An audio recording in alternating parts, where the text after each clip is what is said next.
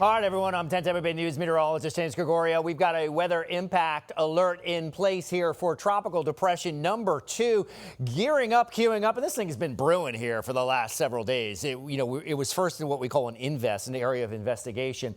Then yesterday by 11 a.m., we had our new Tropical Depression, and then eventually we're going to have Tropical Storm Bertha.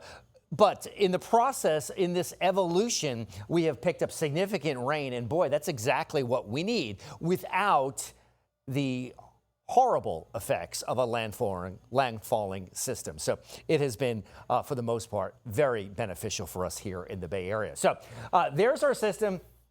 Getting better organized here, but the crux is we've got everything that we wanted from it, the good stuff, the stuff that we needed, the beneficial rains, without any damage, without really any flooding. And you know what? We're putting a significant dent in the drought. Dent in the drought. All right, anyway, so TD number 2, which is likely to become Bertha, will skim along the Gulf Coast. It is not going to be as favorable or as kind to the folks in South Louisiana or even South Texas, as they may have to deal with that as a tropical storm.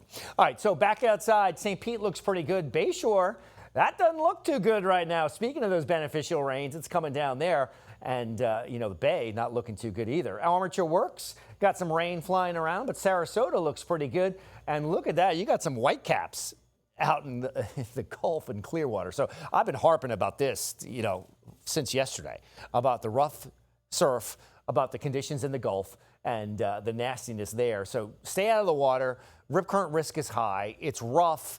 It is dangerous. So let this thing pass, and then you can go back to the beach. Tropical Depression number 2, the latest 35-mile-an-hour top winds moving to the north and west at 3, which is basically saying it's not moving much at all. And then you could see the cone here, the forecast cone, as we get through South Louisiana. Still is a tropical storm. That's Bertha. And then notice this looks a little different than this. This is the icon for Tropical Depression. So the storm forecasting to weaken after moving through land, which makes total sense. Who knows? If this thing's a little further offshore, this Bertha could come back to being Bertha, back to a tropical storm, and then a landfall somewhere around that Houston area over the next several days. So the takeaway for us, we get the beneficial rains. The only ancillary downside to all of this is, of course, the wind, the rough surf, and the dangerous conditions at our shores. All right, Tampa at 88, McDill at 88 right now, 90 in Ruskin, 90 in Riverview.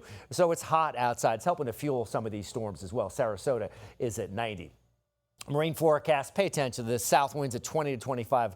Seas 4 to 7 in the Gulf. It's rough in the Bay, too. Small craft advisory, high rip current risk. All right, Futurecast says, more shower and storm chances throughout the afternoon hours. Be careful and mindful here during that evening commute, because this line goes over 275 and 75. 7-day forecast, we settle back down over the next few days, which is great news as high temperatures climb back into the lower 90s. And that is a look at your weather, Frank.